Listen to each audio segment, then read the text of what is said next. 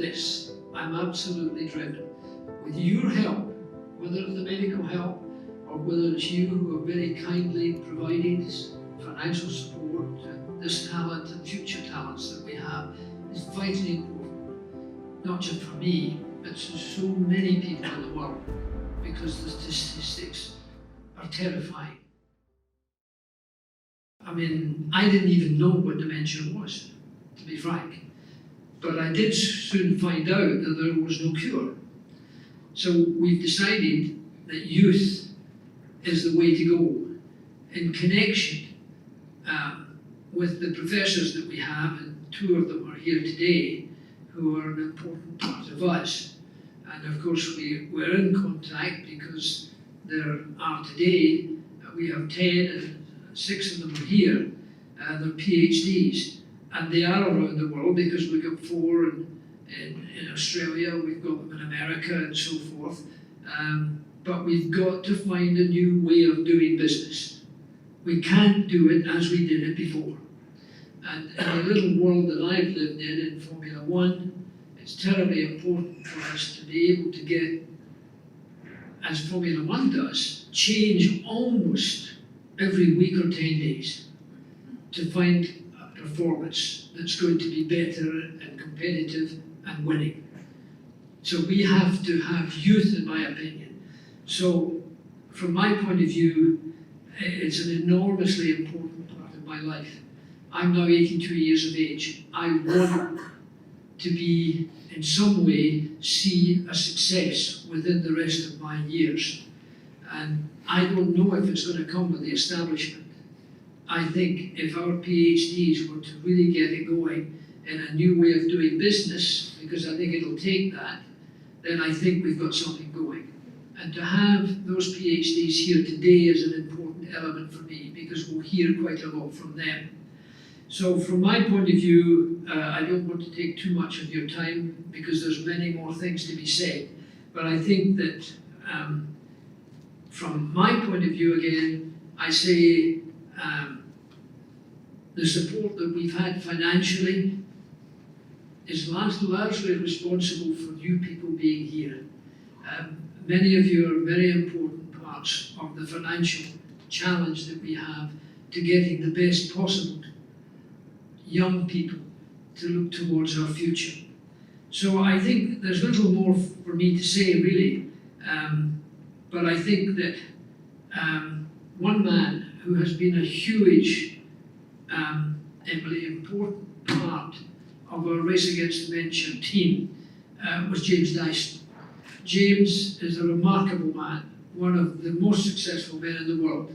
I mean, a real thinker outside the box. And every time I go to his place and I see several thousand young people under 30 years of age finding new pieces of kit that has never been used before.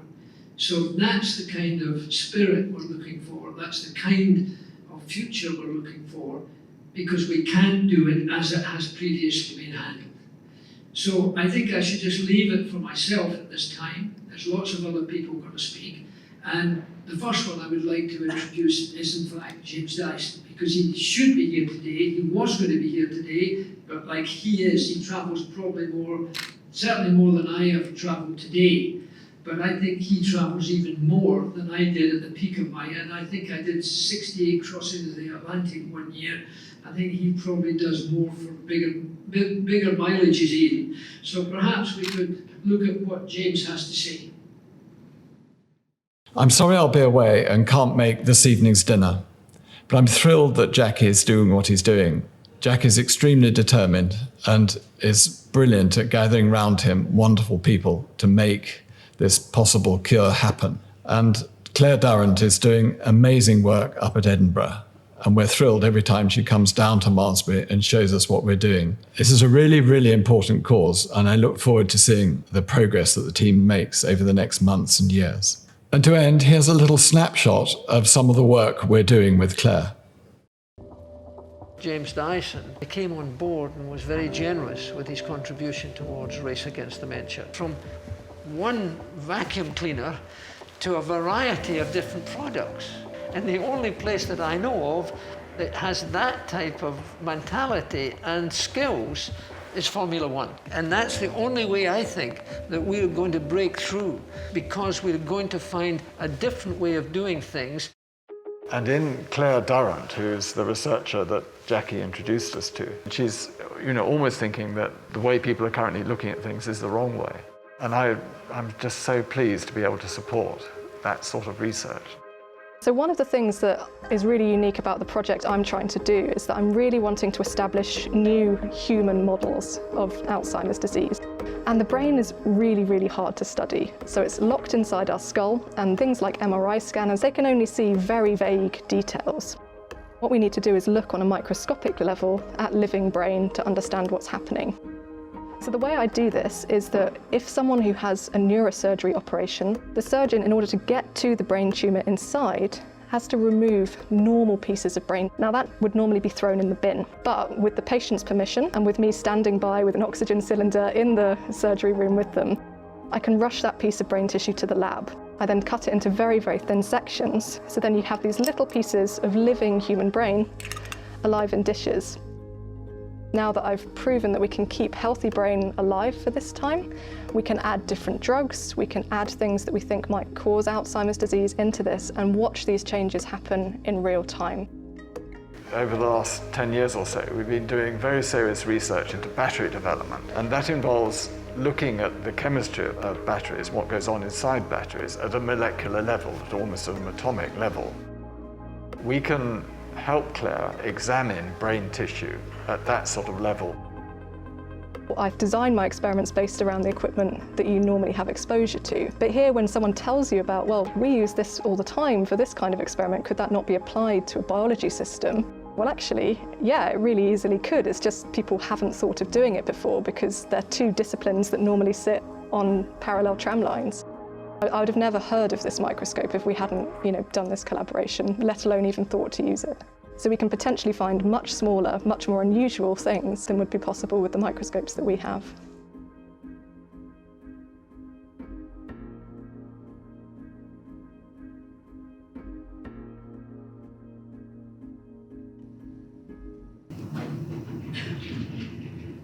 Your Royal Highness, ladies and gentlemen, good afternoon. I'm Bridget Barker, and I'm the Chief Executive Officer of Race Against Dementia. I'm delighted that you've all been able to come this afternoon. It's fantastic that we can all meet in person. We're delighted to have our new Royal Patron. Thank you so much for agreeing to support us. And of course, we have a number of our donors here. We have trustees, we have RAD Fellows, a few more in the audience, and we have scientific advisors, as well as other supporters, ambassadors of RAD. Now, I took over from Penny Moyle back in the summer, but I'm very pleased to say that Penny is still involved in RAD, Penny in the red suit at the far end, and she's become our leadership programme consultant, so she's helping the fellows with their development. And since it was first established, Race Against Dementia has really come on in leaps and bounds. We've had fantastic success. We now have 10 fellows that we're supporting. They're all early career or early stage scientists. They've all got PhDs, and they're all involved in different areas of research. 3 of the first fellows are here today. Claire Durrant, sitting next to Penny, who you've just seen, is our RAD Dyson Fellow, who's on the film. Cara Croft, who's from UCL, and Christy Hung, who's also from UCL. RAD is also supporting a number of research initiatives at various universities and other places of learning, and we hope that that can be something that we do much more in the future. We're going to hear a little more about that later today. But first of all, we're going to hear from Penny and our 3 fellows, talking about what they're doing in the fellowship programme, the research they're carrying out, and how they're trying to drive change in the way dementia research is carried out. So we're going to have a little Q&A session, which I'm going to lead. I have to say, in the 3 months since I've been with RAD, I've learned more science than I ever did at school, but I'm sure you'll find it fascinating as I do. So the first question, if we go back to the very beginning, Cara, perhaps you could tell us, what exactly is dementia? Of course. So dementia is an umbrella term for all the symptoms that loved ones living with dementia can develop. Lots of different symptoms occur as the brain changes because of disease, resulting in massive changes to life. So that could be changes to memory and thinking, someone's day-to-day living, communication problems, or changes to their motor abilities. It's important to know that dementia is caused by many diseases, and it's not a normal part of aging. Alzheimer's disease affects over 50 million people worldwide. Parkinson's disease affects 10 million people worldwide. And then there are some rarer causes of dementia, such as Lewy body dementia and frontotemporal dementia. These are rarer, but combined still affect millions worldwide. So the diseases that cause dementia are linked together in a group called neurodegenerative diseases. And that's because brain cells die and the brain shrinks. And that's what causes the symptoms that our loved ones experience. We still really don't know how the brain cells are lost, but scientists like ourselves are researching many different ways that this might happen. It's important to understand that diagnosing these diseases is difficult. Diagnosis of these diseases normally occur by a medical doctor in consultation with the patient and their family, but this can be a really confusing and difficult time for the family. Brain scans give clues to what disease a person may have, but because the symptoms across these diseases are very similar, it's not always clear what the disease the person has. So now finding ways to diagnose faster and more precisely are important for when we do have treatments for these diseases, which I'm sure you'll hear more about from Professor Chandran and Professor Skeltons. Thank you. So Christy, perhaps you can tell us why you think dementia research has been so slow and what you think the main hurdles are when developing disease-modifying treatments. Absolutely, Bridget. I think a major reason for slow progress is the scale of the challenge. In my opinion, dementia is the greatest medical challenge of our time. According to Alzheimer's Research UK, 1 in 3 people born into UK this year will develop dementia in their lifetime. And without any effective treatment, it is estimated that 1 million people in the UK will have the condition by 2025, and this will rise to 2 million by 2050. I believe in the power of research. However, research for funding for dementia is much lower when compared to other conditions like cancer or heart disease. As a result, we are still without a treatment that stops or delays progression of the condition. Research funding is not the only issue here. To develop new treatments for dementia, we need to have a better understanding of the disease and how it affects the brain. However, as we all know, the human brain is a very inaccessible organ, making it incredibly challenging for scientists to study the disease and test for drugs. Thankfully, with the support from RAD Against Dementia, we are using a range of innovative approaches to study the disease. This means that it should now be possible to find out a lot more about why the disease happens and how to stop it. Thank you. So Penny, what is RAD Against Dementia doing to speed up this research? Well, as Christy says, one of the main problems with dementia research is we just need more people doing it. So for every 1 researcher in dementia research, there are 4 researchers in cancer research. I wouldn't want to take away from cancer research, but if we want to make the same kind of progress that we have made in cancer research in the last decades, we need a lot more people doing dementia research. And of course, that costs money. So funding is a big issue. On top of that, we think, and it's definitely Sir Jackie's vision, that dementia researchers and possibly other medical researchers could really learn a thing or two from other industries about how to speed up progress. And learning from Formula One is a key part of RAD Against Dementia. In terms of getting a bit more specific about what we're doing, the main thing we've been doing so far has been the fellowship program. So this is a global program for a global problem. We're starting small, but we have great aspirations. And what we're doing is we raise money to be able to fund these postdoctoral research fellows. In 2019, we appointed our first 3, who are sitting alongside me now. So they've been with us for 3 years already, or 2 years already, getting ahead of myself. We're in consultation with Alzheimer's Research UK, who've been a brilliant partner for us.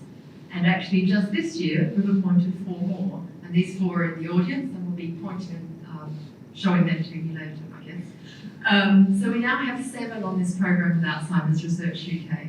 And this is a program that's a bit different from some other postdoctoral research fellowships. So we give them 5 years of funding, whereas what's normal at this stage is only 3 years of funding. The problem with 3 years of funding is that in the 3rd year, people have to spend a lot of time looking for the next bit of funding rather than doing the science.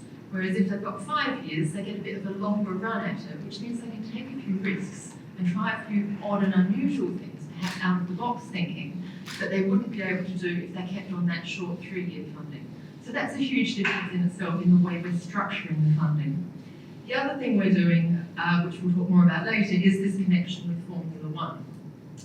So the first 7, they're the ones who are here today, are all with Alzheimer's Research UK, but we have a couple of other programs going. Oh, actually, first of all, then, I think, if I can get the slide to work, just to show where they're located. So with Alzheimer's Research UK, the hint is in the title, is that there is a link to the UK for all of them. But the other piece of the funding is that we try and encourage them and give them the financial backing for them to connect with world experts wherever those experts might be. So you can see on the arrows here, whilst they all have a sort of a beam into the UK, some of them have already spent some time somewhere else, for example, in the US. So you can see that we're trying to sort of get this global connection going. Another element of the global connection is our second fellow, who unfortunately can't be with us today, who's Dr. Ellen Dix. So she's with the Mayo Clinic and is physically in Rochester, Minnesota as we speak. But spent actually the first part of her fellowship in the Netherlands. We've also appointed a couple of fellows in Australia with Dementia Australia Research Foundation, and they started at the beginning of this year. And actually we've got 1 more that's going to be joining us in Australia. That's an application that's being processed at the moment, so we're looking forward to announcing an 11th fellow joining the team. So we have this fellowship program. We've created them as something of a team, although actually they start off just doing their individual research. We're selecting for excellence, so we want people who have the best and brightest ideas and are the most likely to make some kind of achievement. So they're all really attacking different bits of what I think of as a very complicated puzzle. So they're kind of starting from different places, but also being a team. And we think that there's some real benefit in that. And they will talk more about exactly how we've been doing that. Of course, for the last year, it's been very virtual. So one of the really lovely things a couple of hours ago was to actually get them together and seeing each other in the flesh and going, wow, you're taller than I thought, you're shorter than I thought. Because up until now, we've only been little triangles, squares and rectangles on a screen. So it's really lovely to have everyone together. And I'll pass on for each of them to talk about their research. Thank you. So Claire, we saw a little bit of what you've been doing on the film, but would you like to just tell us a bit more about your research? Absolutely, and let me just start by saying it's absolutely fantastic to see so many supporters here, and Your Royal Highness, it's a real pleasure to have you join as our Royal Patron. It really is an honour. So, as you heard in the Dyson video, my research is looking at new ways of exploring the human brain. So our brains are really hard to access. In our life, they're locked inside our skull, and I'd quite like to keep it that way, thank you. But when we're trying to study it, that presents a huge problem for actually understanding the level of detail we need to see in order to understand how Alzheimer's disease progresses. So some people use, for example, MRI scans to do this, but this is a very zoomed out picture, which is useful for some things, but not that very cellular microscopic detail. You can also look at the brain after someone's died when they donate their brain for research, but that presents only the very last stages of the disease. And what we want to do is catch the first changes so we have the best chance of intervening at a point where that will make the difference for the person living with dementia. So I'm trying to develop new ways of studying human brain, and that involves working with neurosurgeons. So you see this rather flattering picture of myself and my colleague Henna Koch in the University of Tübingen in Germany. And they have pioneered a new technique where we're looking at living pieces of human brain. Now, I managed not to get arrested for this by working in partners with neurosurgeons who actually work to remove pieces of brain that are causing damage, so for example, a tumour. And in order to get to that tumour, we have to take a little piece of normal brain out, as you can see in the picture in the top right, almost like a keyhole access to get rid of the tumour.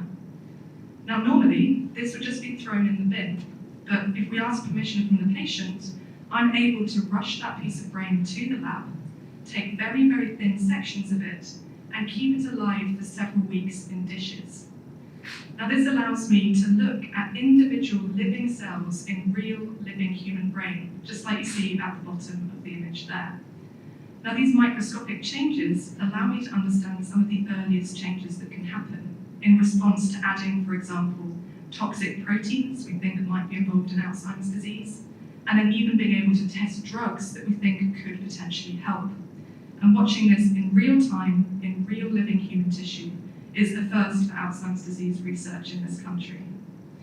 It's really fantastic to be developing this kind of method because it's highly complementary to the work other fellows are doing and our new fellows, and I think we can really together develop these methods that will accelerate research on a global scale. Thank you. So Christy, would you like to tell us about the model system that you're using to study Alzheimer's? Absolutely, Bridget. So in my research team at University College London, we're using a Nobel Prize winning technology to study Alzheimer's disease. Let me tell you a little bit more about this technology. So in 2006, Professor Yamanaka is a Nobel Prize winner from Japan. He discovered a biological fountain of youth. He found that it is possible to turn back the biological clock and return any adult cells, such as ordinary skin cells, into young state. These rejuvenated cells, they behave very much like the stem cells that are found in human embryos, and they have the potential to form any type of cells in the body.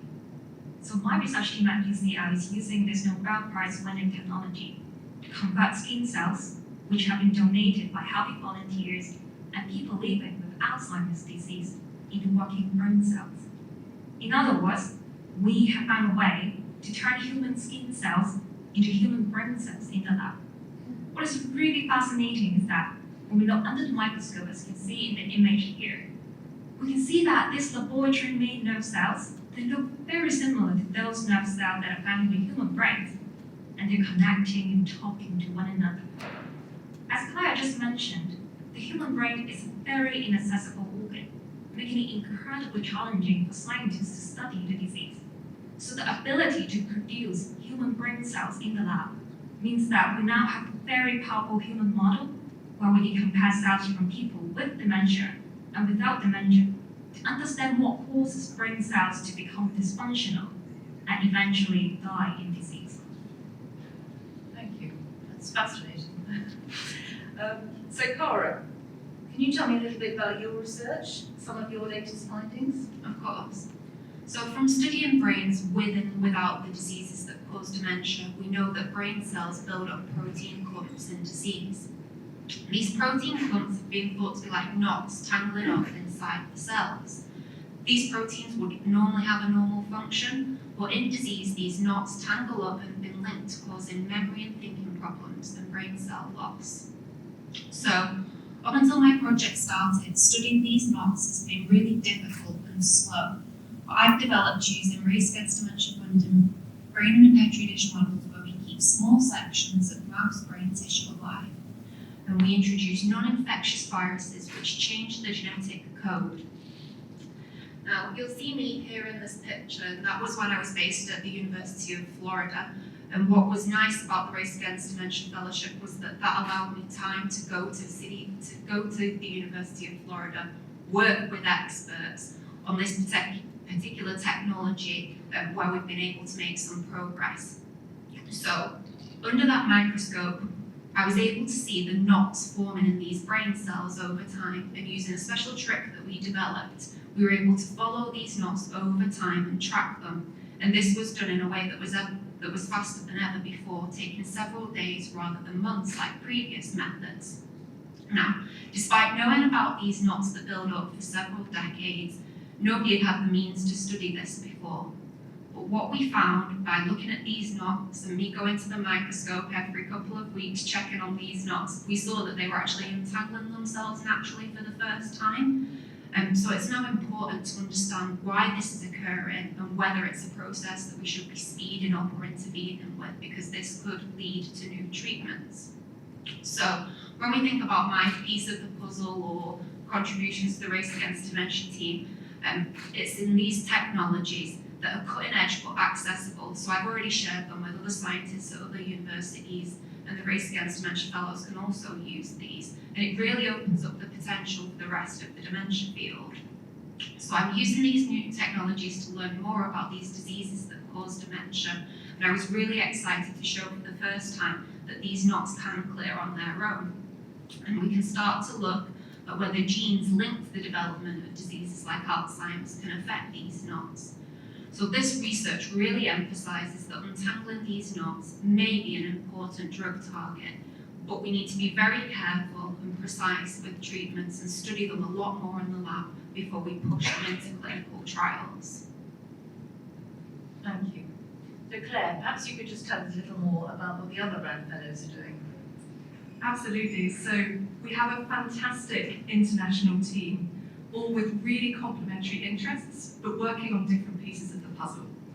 So we have 4 brand spanking new AIUK Fellows who are starting imminently.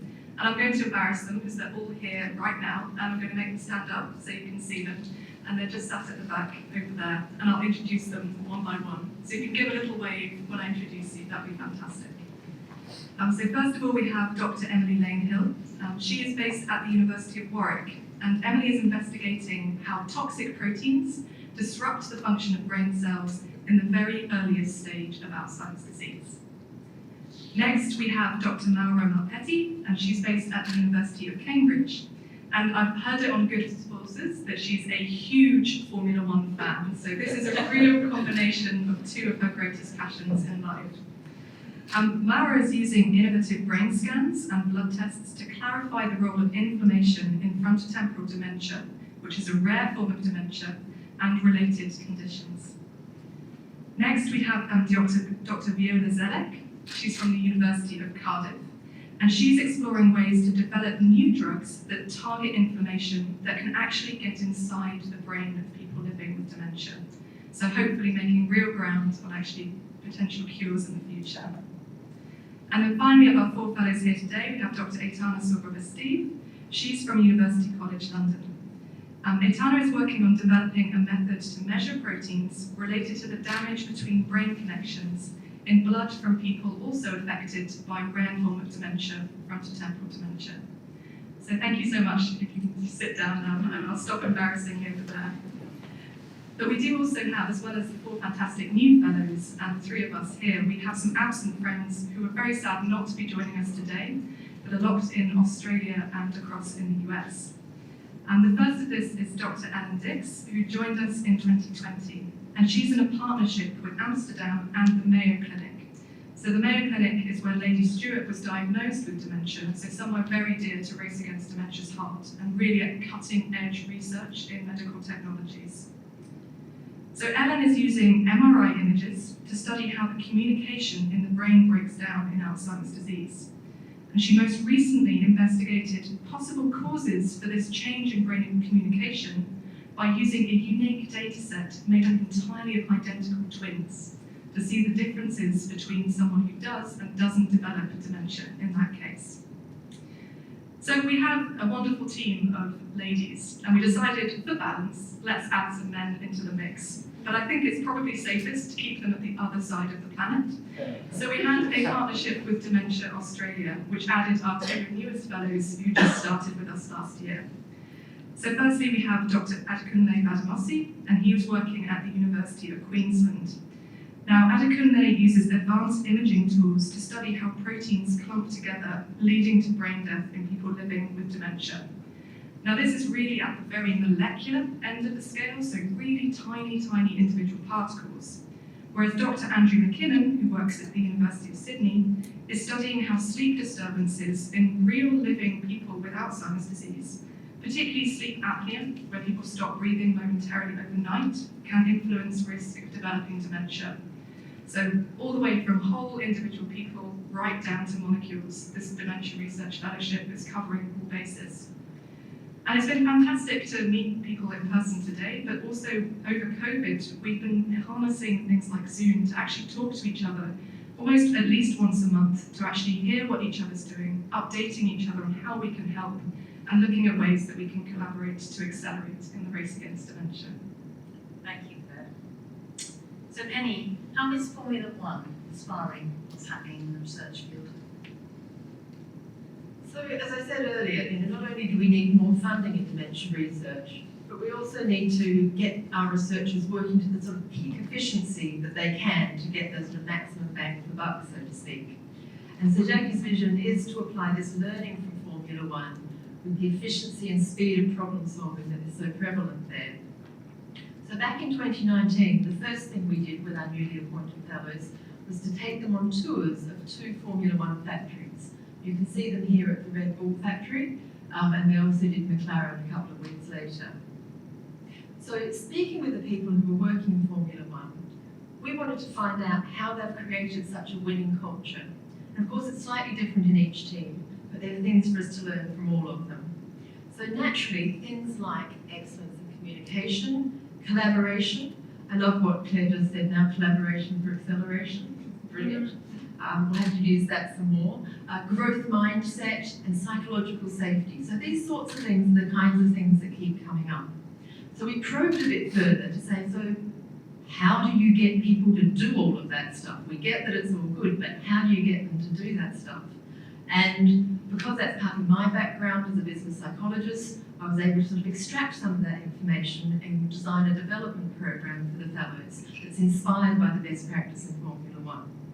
So in developing the program, we've used the principles we've learned in Formula One about innovation, where each time they do something, they have a very quick review and a deep review of what's been learned from that experience. So every time we do a development activity, we review and do feedback, and then we work out what we're going to do differently the next time. So in fact, these 3 fellows have pioneered some of the development processes, and therefore the 4 up the back will experience a slightly different but better program as a result of that, and hopefully we'll keep iterating and spreading that learning further and further. So as we've been saying, we've had regular online trainings for what seems like the majority of the fellowships so far, but we're also getting together physically. So because we're all in London now, we're actually spending the day together tomorrow, where we're going to get to know each other a bit better. We're going to look at different ways of collaborating, and particularly getting into the science for all of them to talk a bit more about their science so they can pick off the areas where there might be useful overlaps.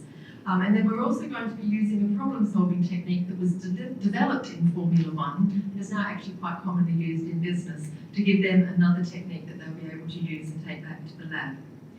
And then next week, we are taking our 4 new fellows to both Red Bull and McLaren, so the cycle goes on. So it's our hope that through this development that they experience as RAD Fellows, they will be kind of fast-tracked to become leaders in their fields, and in doing so, we can catalyse a change in the whole of dementia research. Thank you. So Claire, could you tell us a little bit about how the fellows have been linked with mentors from industry?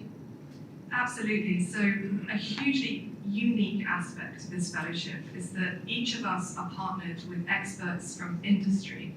So obviously with Sir Jackie's history, that originally started with links through Formula One. So we've just heard from Penny, mainly originally through tours of Red Bull and McLaren to see how they work on their thinking.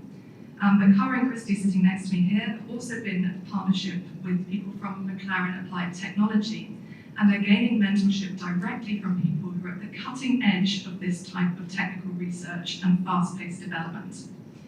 Our Australian fellows are partnered with wearable technology companies such as Wear Optimo, again, very used to developing new technologies, thinking about things in a different way, and helping them with their leadership skills.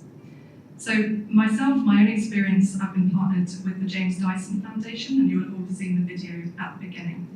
And Andy Clothier is just sat here, who I've been working with as part of the Dyson Fellowship.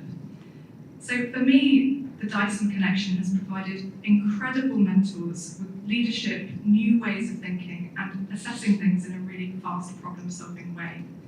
So for me, that's practically looked like physical experiments, so going to Dyson HQ, playing with their very fancy, very expensive microscopes, which is a scientist's dream, I can tell you. but also having virtual meetings in the forms of annual reviews and quarterly reviews with Andy and his engineering team and Sir James Dyson himself. We've also looked at best practice from other scientific institutions as well as from industry leaders. So back in November, in a pre-pandemic era, if you can imagine it, we were lucky to have a trip to Campus Biotech in Geneva, who are specialists in developing new neuroscience technologies and combining that with cutting-edge artificial intelligence and mechanical research. So for me, the highlight of this was visiting with the RAD ambassadors, Paul and Mark Stewart, who are both kindly here today, and we saw firsthand some of the technology that they were using, including something that looked very much like Paul getting electrocuted, which I think Mark particularly enjoyed from that aspect. So this insight from other industries and from other scientific research institutes is giving us best practices to take back into our own labs. As Sir Jackie says, something needs to change, and we are trying to change that in individuals such as ourselves, through interactions with the professors who are here today, and in the new generation of RAD Fellows coming forward. And we don't want to keep trying the same thing over and over. We want to try things more differently, daring, and moving forward to actually making fast progress. Great, that's very good to hear. So Cara, tell us a little bit about communication skills training that you had as a RAD Fellow. Of course. So no matter what industry you work in, communication is obviously important, but as a scientist it's really important as well, whether that's day to day with colleagues in the lab, to ensure things are running smoothly, we need to all be talking and communicating properly. Whether it's sharing my research with other scientists around the world, whether that be in person or since COVID, a lot of that has been virtually, but still very important to be communicating well on those occasions.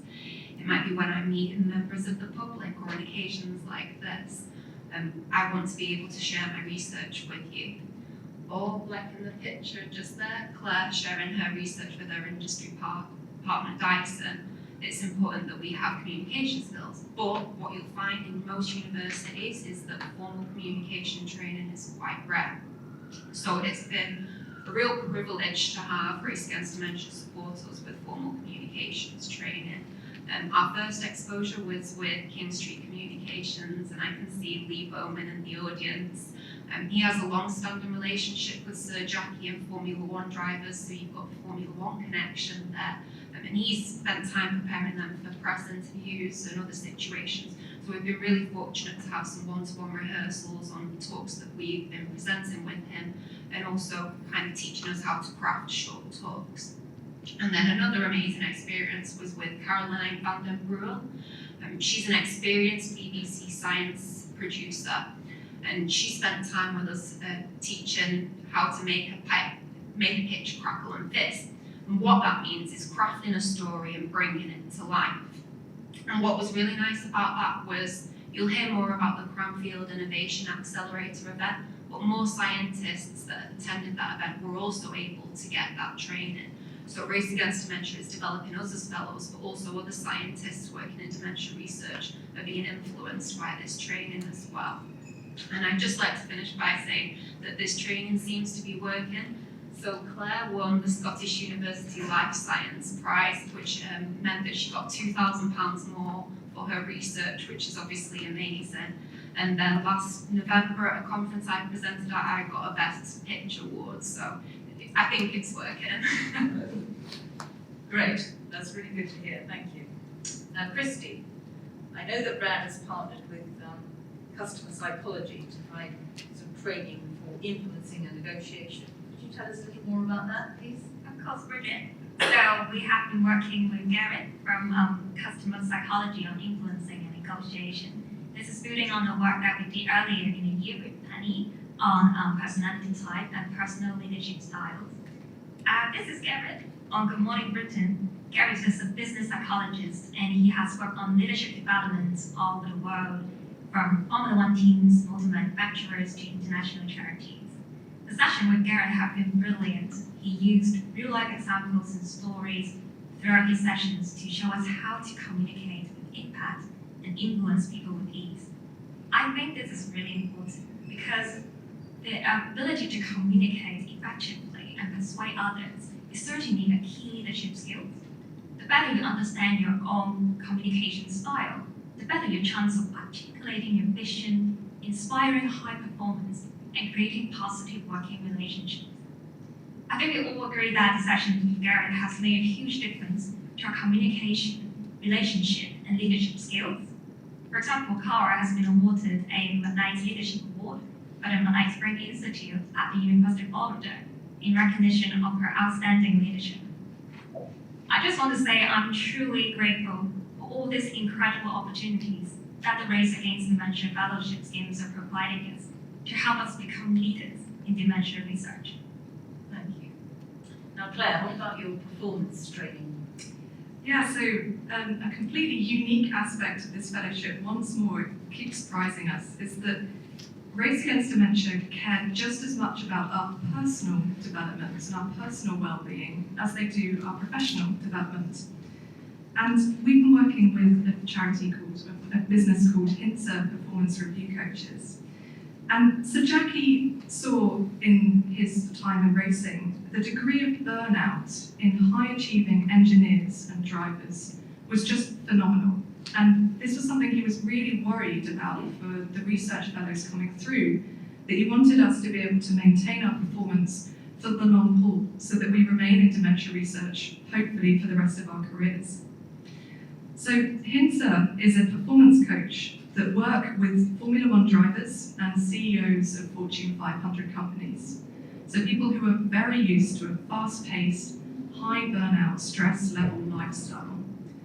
And what this program offered us was monthly one-to-one sessions exploring best practice to maintain sustainable performance for ourselves. And the whole program revolves around 7 key aspects they want to keep us, which you can see is represented in their wheel of health that they have on the board there. So the first of this is our coach got us to explore the core, which in their terms is our inner motivation for what we're doing and our goals for long-term life. And this is really important for helping us to remain motivated even on days when sometimes your experiments are not working. The second aspect was physical activity. And I think we all had visions of being forced to run on a treadmill while someone shouted at us. But this in reality took forms of everything that gives you joy from movement and the ability to refresh after a day staring at a computer screen or even sitting in the lab. And the importance of doing things such as going out for walks, runs, and finding that time to keeping yourself physically active every day. General health is also really important, so making sure you're maintaining your health through healthy eating, but also maintaining any kind of health conditions that you have. Nutrition, I found particularly useful as a vegetarian, as the right diet can really influence your mood and energy. And they worked with us to provide personalised plans to really help us make sure that our diet is helping us perform the best that we can. Sleep and recovery is another key aspect, and ensuring that we maintain sleep as a priority in our life, and that actually unsustainable practices of staying up late every single night lead to reduced creativity, reduced output, and ultimately more risk of burnout. Biomechanics, so how we're moving, how we're sitting at our desks, even how we're standing whilst doing a lab presentation or even a lab research project, can also impact both how we feel but also the outputs that we're getting. And finally, how to maintain our mental energy. So how to recharge to allow that creativity to flow that's so important. And how to maintain good family and social relationships. We're ultimately as good as the people we have behind us, and we're not one person working alone. And keeping those relationships strong is very important. So personally, I felt this made a huge difference, particularly in COVID times when many of us were dealing with encroaching work hours and a very stressful environment. And this was a really great way for us to maintain control and feeling really empowered about our journey moving forward. And I'm not sure that they know it, but the new fellows are imminently about to start this programme, and I'm very excited for them to also get the chance to work with HINSA in this fantastic scheme. Thank you. I've heard Jackie talk a lot about the collaboration with the University of Cranfield and how positive that's been. Penny, would you just like to outline what's going on there, please? I can just get the slide that I was hoping would show, but for some reason, I am not getting it. Excellent. Right, yes, I'd love to talk about that. Thank you. So I wanted to show you this slide in particular because it has a lovely picture with Professor Mark Jenkins on it, and Mark has been a real ally in developing this program. So Mark is a professor at Cranfield University School of Management, and his kind of personal interest, and he's made a detailed study of what makes for successful Formula One teams, and moreover how those lessons can be applied to other organisations and businesses, which is summarised in his book Performance at the Limit.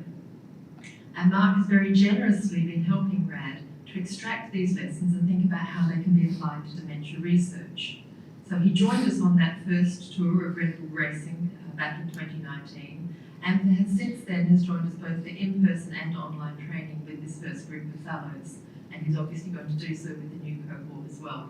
And he provides a brilliant link between understanding Formula One and what this could really mean in the lab. Moreover, through our connection with Mark, this year we ran our first Innovation Accelerator hosted by Cranfield University.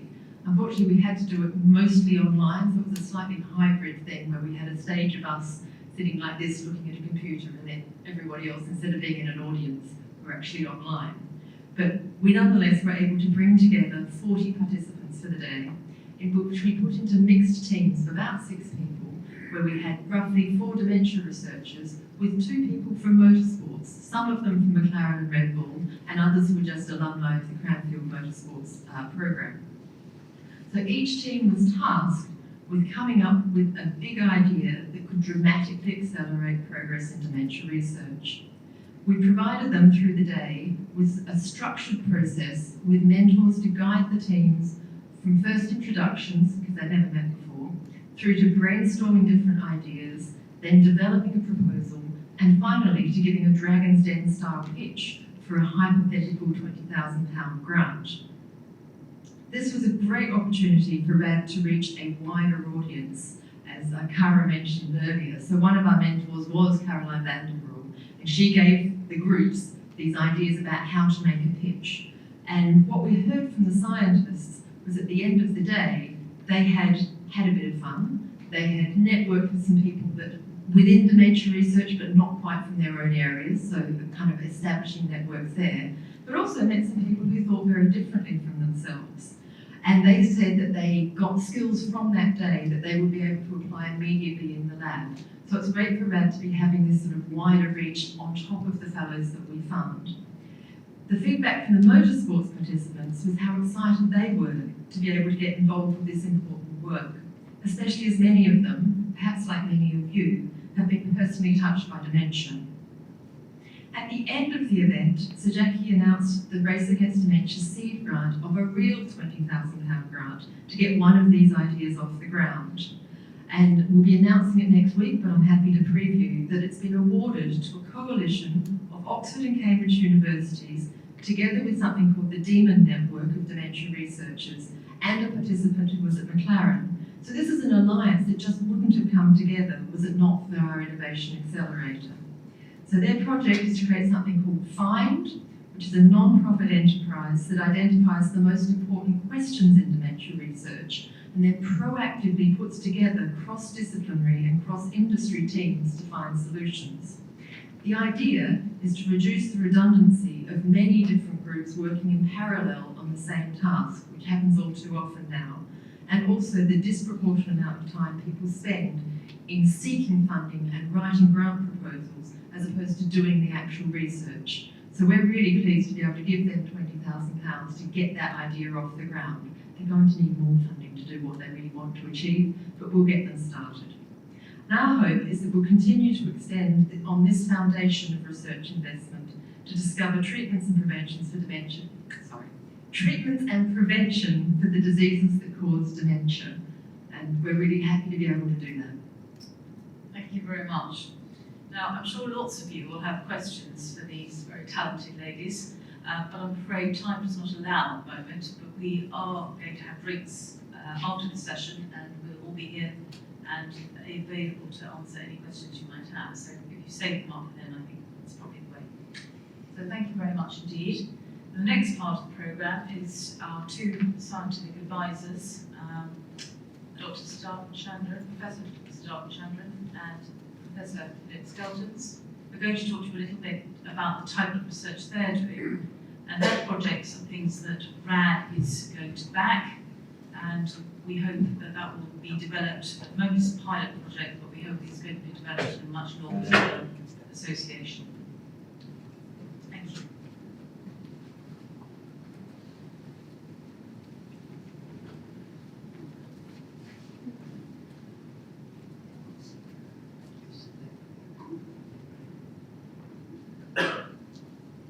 Your Highness, esteemed members of the trustees, other guests, and of course the fellows.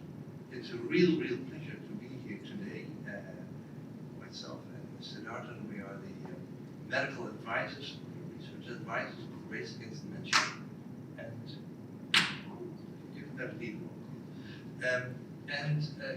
It has been a real pleasure already over the time, but it's a particular pleasure to talk a little bit about the project that we are starting together with the help of the Race Against Dementia Foundation.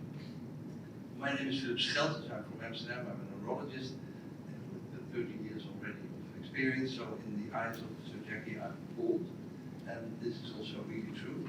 And that's why we have all these young people. Actually, you saw that there are two men here on the stage, and actually the real talent are all women. I'm not making any movement here, but it's the future.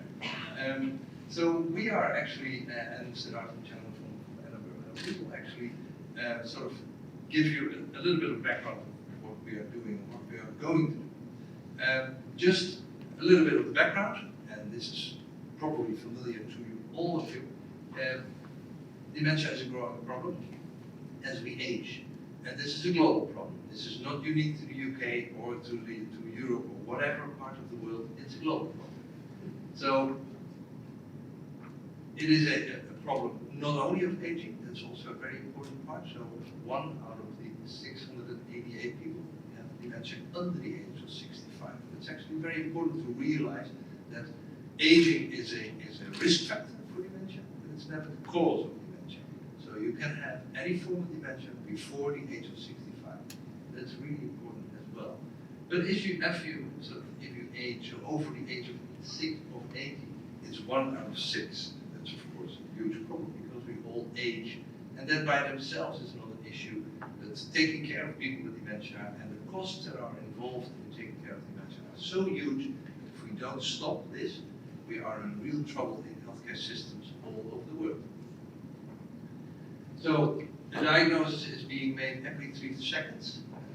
And also, as you see, the burden on nursing home and care in beds and hospitals is really very high, and the costs I already alluded to, and that's too dramatically high to actually think of. So, why has there been so little progress of treatments in dementia? For instance, if you contrast it with cancer, and everybody uses that example always, and we are almost envious of the progress that has been made in cancer. But there are reasons, and I think Siddhartha will go over all these reasons.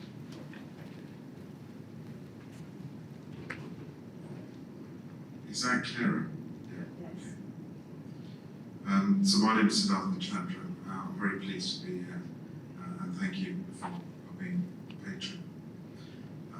So it's already been referenced. It's a question that's always asked of neurologists. It's an obvious question: is how is it, despite decades and billions of dollars of research, has there been so little progress in the treatment of dementia? And Sir Jackie has raised that more than once with myself. You won't be surprised by that. And the reasons for that are many, but fundamentally, it reflects the following observation. Today, despite everything, we simply do not understand at the level we need to the workings of the brain in health, never mind in disease. That's the key problem. And if you accept that, you're not going to be surprised why there aren't any effective, rational treatments. So the next question is, well, why don't you know how the brain works? You've already heard quite a lot about this, and you can infer it from much of what Claire was saying and James Dyson. There are a couple of observations to make. The first is, and again Sir Jackie has pointed this out, and we know this intuitively, the brain is by a country mile the most complex organ of the human body. So that's just fact number one. by a distance. And then the paradox is that despite being the most complex organ, we have the least sophisticated tools to study.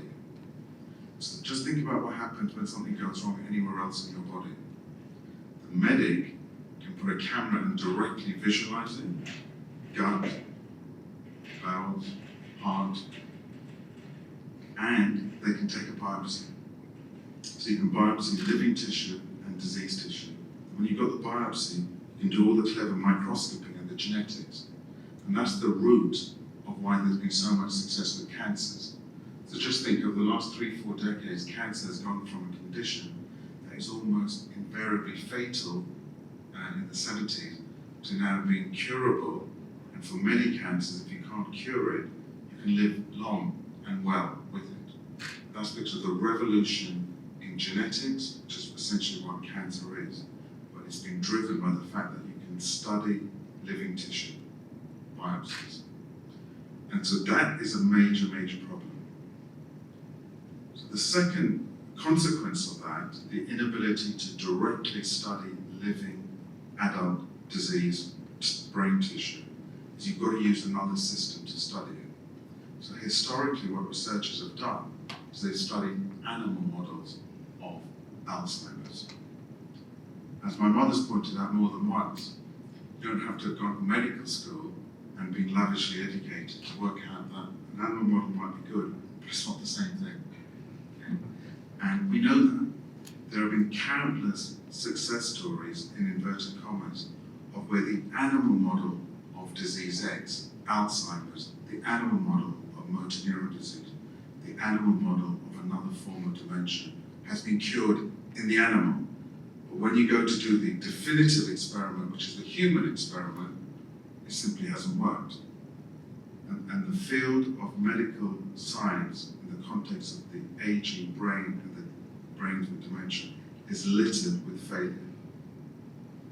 And one of those reasons is because of the over-reliance, for good reasons, historically, on animal models. And if you accept this premise, the next point is, let's just say we have identified 1 or 2 crackerjack medicines, okay, that we have a high degree of confidence will work. So you then need to do the definitive experiment, which is a clinical trial. And we're all now very familiar with clinical trials because of COVID.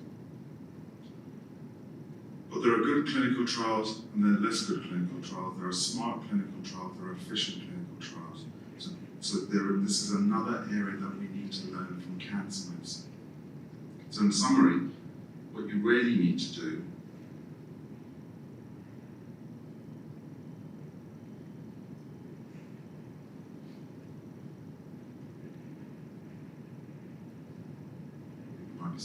but that's fine. So what we need to do therefore is solve the 2 problems. How do you identify promising medicines that will work not in animal models? If they work in animal models, terrific, but they've got to work in the human model. And then how do you test them efficiently? And it's overcoming those challenges which leads to this slide. So this slide is the current state of play today. I've essentially summarized it. It's a long and complicated journey to go from discovery of medicines through to clinical trials, through to a doctor, your GP, actually being able to prescribe something that will work. Roughly, it takes about 15 years, depending on who you're speaking to. They'll put a price tag of 1 to 2 billion on this. But COVID has revealed a few things. What can be done when you harness innovation and you work at scale. There is an important distinction between COVID and dementias. And again, this is a question I'm asked a lot. Yesterday in clinic, somebody pretty sharp, pretty unhappy as well, said, well, what's going on here? Because in the clinic we were giving the COVID vaccine, and then they're seeing me, and I'm telling them, this is very difficult. And the question is, which is not unreasonable, is how come you can have a treatment, vaccine, and other treatments for COVID in just over a year, and 50 years later we've not really moved the dial with dementias. And there are various reasons for that, I touched on that, but the other one is most of the dementias We don't in fact, all of the dementia, we don't actually know the precise driver cause. We have lots of clues. Whereas in COVID, we know exactly what's causing COVID. We know what it looks like, we know what the genetics are, we know the structure of the protein that causes it. And again, you don't have to be a rocket scientist to work out. If you know that, that's a good starting point. So far everything I've told you is all pretty grim and bleak. So the brain's very complicated, we're not very good. We were unable to study the directly living human tissue and so on. But it's not so bleak. So one of the ways that we as a community kick-started by the investment from Sir Jackie's charity, Race Against Dementia, is this. And it is a statement of ambition, and that's what we need. We need ambition, which of course will lead to hope, but in the end you need progress, and you need progress at pace. So you need to think about disruptive and innovative ways of changing things. And this project really aims to bring together 2 points currently of failure. One is smarter ways of discovering potential medicines using human systems. And the second is line up the most efficient, clever way of testing in the right people at the right time the drugs that you've selected from these human platforms. So these are the 2 points of innovation. And that's what this idea with Philip and myself and many others we want to do.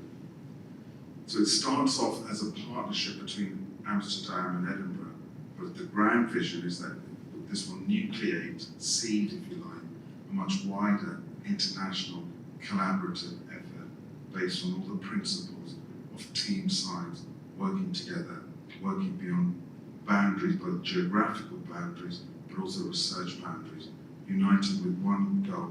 How do we get to the key point as fast as possible? The key point is identify drugs and give people with this diagnosis, very tough diagnosis, opportunities to participate in clinical trials. That's the only objective here. So that's what we're trying to do. You've already heard from the future, clearly not myself, or Sophia, even you, Philip. We've heard from 3 people here, and there are 4 other fellows here also. So we see this as very much laying the ground for people like Claire, Christy, Cara, and others to really drive on. And hopefully, I suspect sooner or later, barge us out of the way as well, which will be terrific.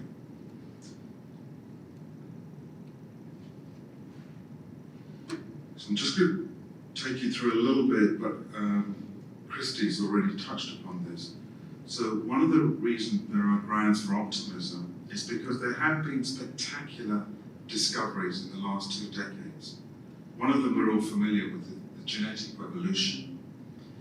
Another one, and there are several, but another one is the human stem cell revolution. You guys, you probably don't know who these 2 gentlemen are, but everybody knows who the sheep is. Everyone knows that. So if we were in Edinburgh, Dolly the sheep is in Chambers Street, okay, in the museum there. Everybody knows Dolly the sheep. I can get out of a taxi in Bangalore, Boston, anywhere. If you say Edinburgh, they won't know. You say Harry Potter, we say Dolly the sheep, everybody gets Edinburgh. So the 2 gentlemen there, that's John Gurdon and Sir Ian Wilmot, great scientists who pioneered the work that led to the discovery that Christy mentioned. Okay? The details don't matter, okay? But the point is, as a result of their pioneering work, this guy, Yamanaka, who Christy's mentioned, he conducted a remarkable experiment, very simple experiment. Essentially, it's a form of spectacular, albeit expensive, scientific cookery. Essentially took adult cells, could be cells, skin cells, hair cells, blood cells from any of us, and you can mix those cells with 4 ingredients, expensive ingredients, but that's essentially what it is, proteins.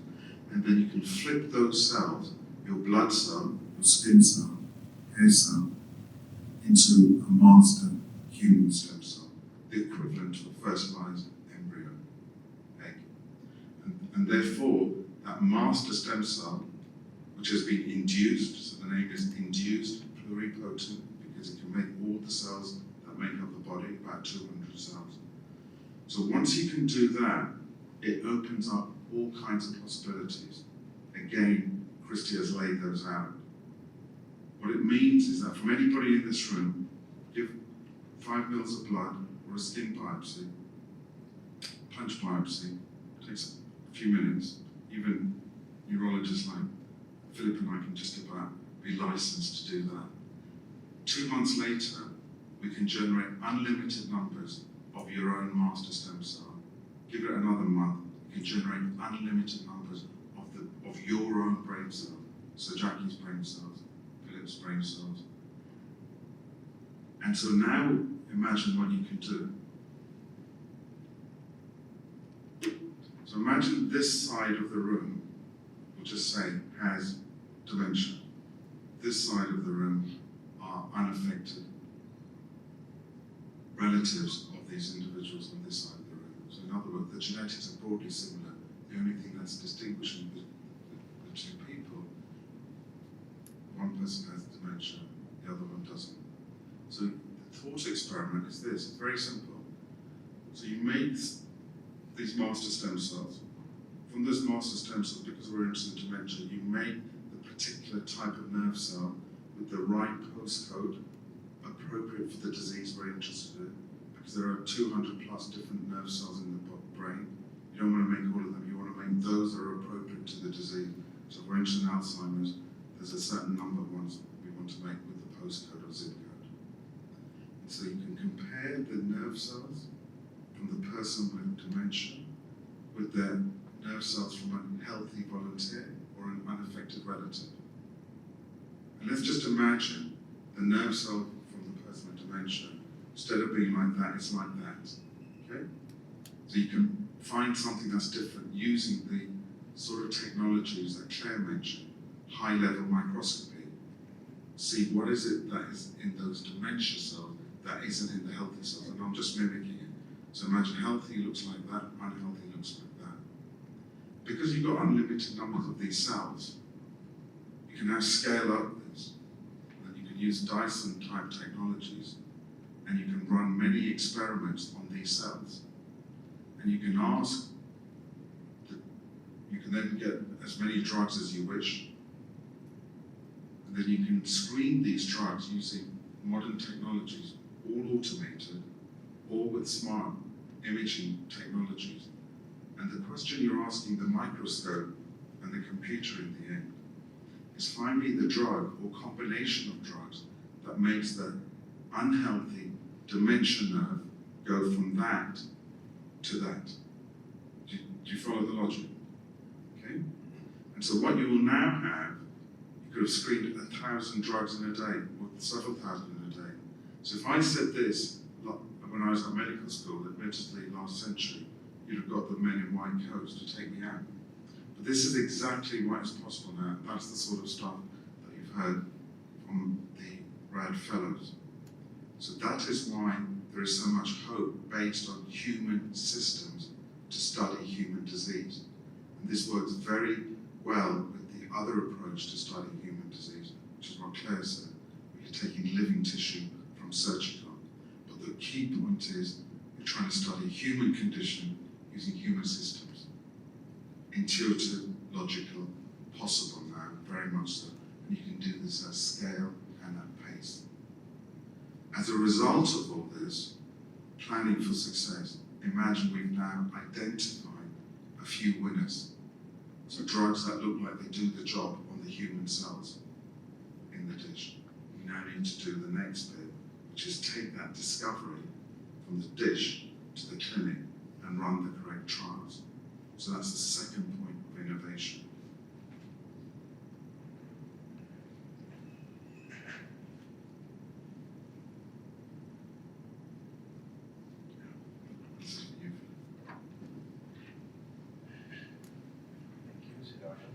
Brief overview. Innovation, you heard it already. It starts with the model. It starts from actually abandoning the animal model and going to the real model, which is the human model, by using these modern techniques where you actually have the brain in addition. You can test all the compounds already in a preclinical phase. But then comes the clinical phase. And we have to innovate also clinical trials to test candidate medicines, because as you heard, it takes 15 years from discovery until the GP can prescribe it. It's much too long. It makes it also very costly. Faster, smarter, safer, and cheaper. And then today's model should be broken. So this is the way we would have done it. You have 4 or 5 candidate medicines coming from Edinburgh, and we are in this process of collaboration. We think, well, we should do this together. Okay, we do trial 1 with this candidate medicine. We do the first part, and then candidate medicine number 2, and candidate medicine number 3, and 4 trials. And before you know it, you have again spent 16 years in testing 4 medicines. And lo and behold, they may all be negative. They all be not working in the human model still. So this just takes too long. So what we are proposing, and what is actually the basis of our collaboration between the sort of preclinical side and the clinical side, is if we just do it all together. And if we just test all of these in a sort of platform way of doing clinical trials, where you have several candidate medicines in the same stage, testing at the same time, in a sort of trial-ready cohort. And that is really, really very crucial. One of the elements that is actually outstanding in the neurodegenerative field, the dementia field from cancer, is that it's very difficult to engage people in clinical trials. And that has to really improve, and we have to go out and tell people about it, how important it is to participate in clinical trials. And we do this by following cohorts, identifying people who have very early stage disease, following them and say, well, we have now drug A, B, and C for you. Would you like to participate in this clinical trial? And if we do this together, and if we do this in such a way that you actually test more medicines at the same time, actually, you have then combined placebo groups, but you have drug A, B, and C in a larger cohort testing at the same time. And this is sort of platform clinical trials. It's being done, but we want to try this together in a sort of, in the collaboration that we have. And this is the beginning. So we want to start this collaboration by getting the candidate drugs from Edinburgh and test them in Amsterdam, actually all over the place, because we want to work together with a lot of other sites as well. So this is the deliverables that we have put into the application that we sent to Race Against Dementia. So Jack, identification of drugs for trials. Initially, there is actually a whole bunch of medicines and drugs out there that you can repurpose. And that's very interesting, because from these drugs, already the safety and a lot of other, and the toxicity is known. And there are many examples in the field, actually, where repurposing a drug, for instance, for hypertension, using it for another indication actually has a dramatic effect. So we are going to look at all these libraries and look for repurposed medicines that already exist to, again, increase the speed of drug development. Establishment of a drug discovery pipeline in Edinburgh, establishment of a trial-ready cohort, first of all in Amsterdam, drafting the trials protocol, training opportunities, again, especially important for early career research, and especially, I would say, and that's why I thought I brought also my colleague Jörg Vijverberg today, to have the capability and in fact, being a normal neurologist doesn't make you a good trialist. It's really very important that you also get the ability to do clinical trials very well. And that's something that we also want to train our career researchers into. And then growing this hub, Edinburgh Amsterdam hub, into a larger network and asking a lot of more people to work with us. And that's the deliverables for the first 2 years. And with that, thank you very much. Oh, my God, oh, sorry. Whatever. Thank you. Any questions?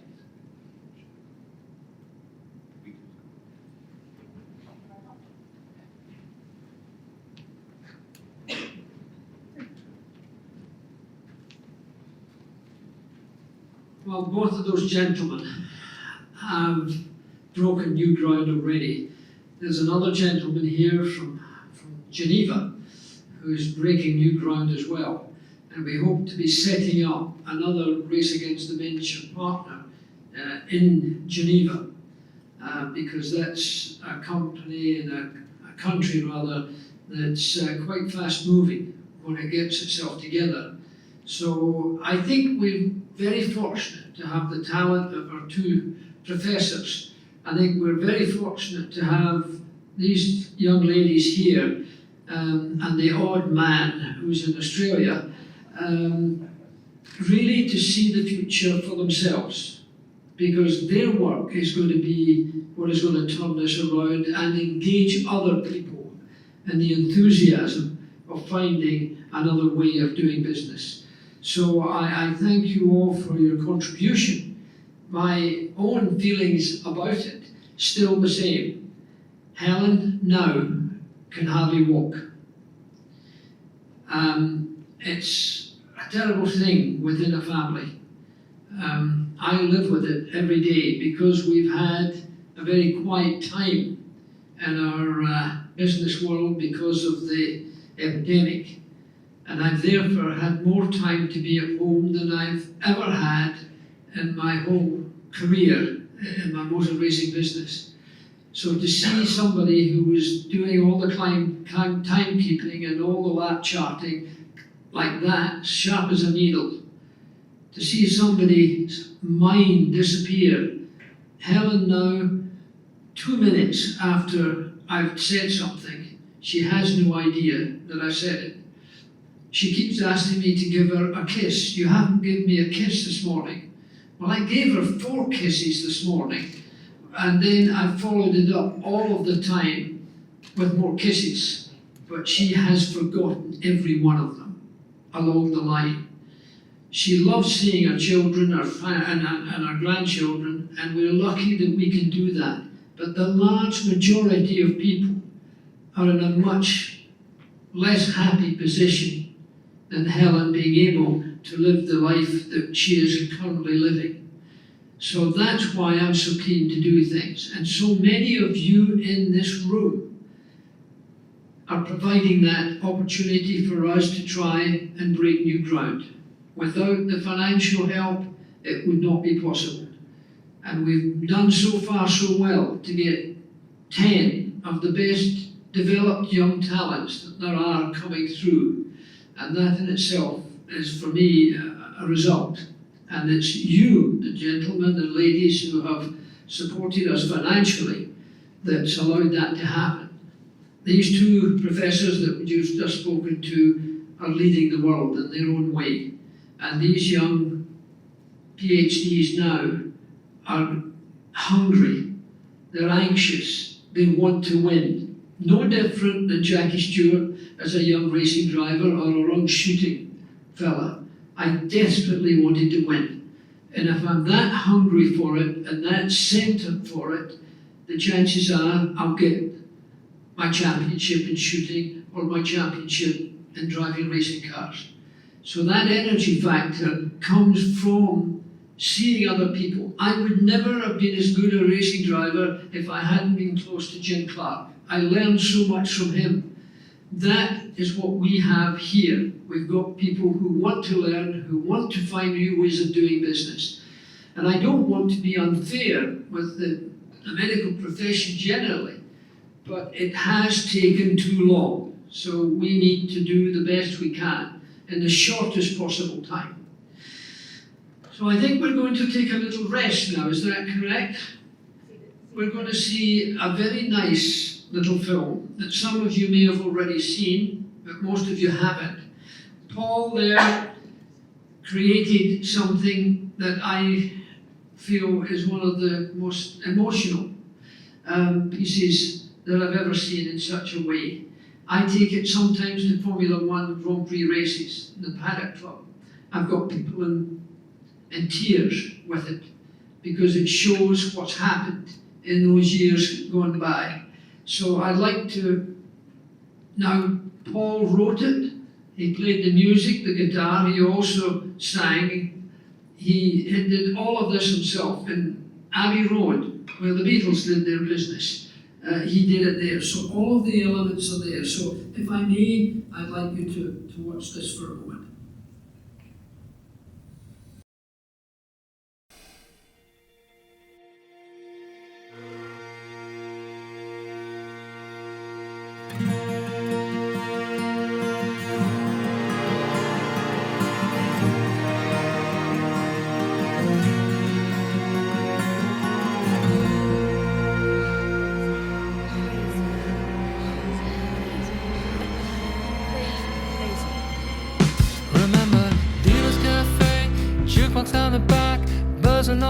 bouncing on nuggets on the go. You were a sweet 16 on a blind day. Love letters in the sand, we passed the time away. Right now I'm at a beach somewhere, but somehow I really don't know where. Praise you, I really feel your love. Praise you, we really feel your love. Right now I'm at a beach somewhere, but somehow I really don't know where. Praise you, I really feel your love. Praise you, we really feel your love. Nina and you, timing all the cars, turning people's heads, you shone, you are the stars. Remember, many dear friends, all special souls, deep blue eyes, they'll always be with you. Right now I'm at a beach somewhere, but somehow I really don't know where. Praise you, I really feel your love. Praise you, we really feel your love. Right now I'm at a beach somewhere, but somehow I really don't know where. Praise you, I really feel your love. Praise you, we really feel your love. No matter why, when or where, we'll always be here for you.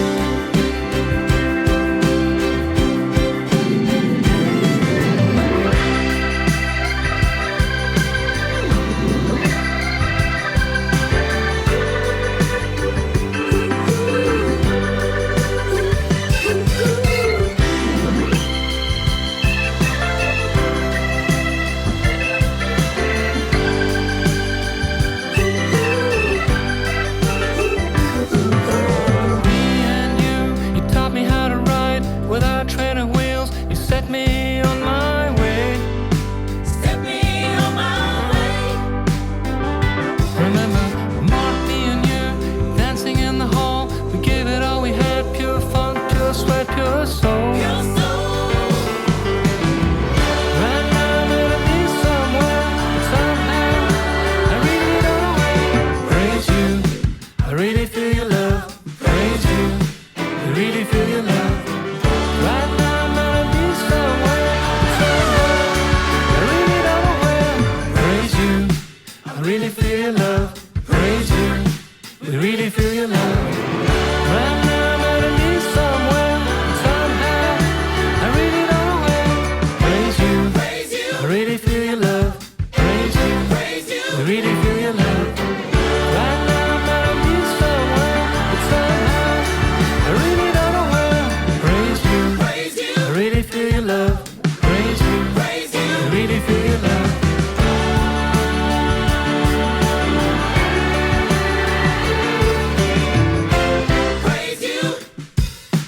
Praise you, I really need your love.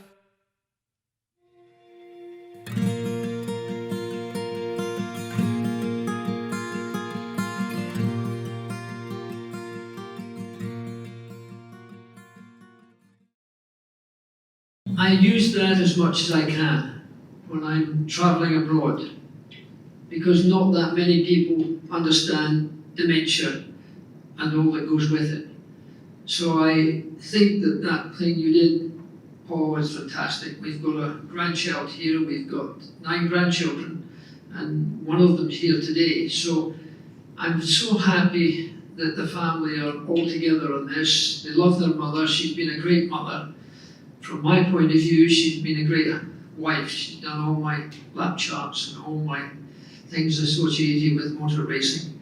And she's brought up 2 boys who are behaving themselves extremely well. So I think now perhaps we're going to enjoy a cup of coffee or tea or champagne, even better. And by the way, the RAC have provided us with all of this today at no cost. And Modern Chandon have presided a lot of very nice champagne and some later some nice red and white wine. Again, they've been very generous in providing that at no cost, because I've been with Modern Chandon now for how many years have I been there now?